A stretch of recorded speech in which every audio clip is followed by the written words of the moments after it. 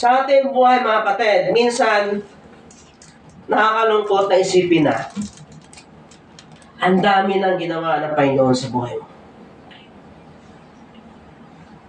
Minsan nakalimutan natin na ang dami ng panalangin na sinagot ng Diyos para sa iyo. Minsan nakalimutan na natin na ang dami ng miracles na ginawa ng Panginoon para sa iyo. Pero pag may giant na dumating sa buhay mo, mga kapatid, ito po ang nangyari sa atin. Nakalimutan mo na ikaw ay special sa Panginoon. Jeremiah 1 verse 5, makita natin yan. Pangalawa, nakalimutan din natin o nakalimutan mo na ikaw ay anak ng Panginoon. 2 Corinthians chapter 6 verse 18, makita natin yan.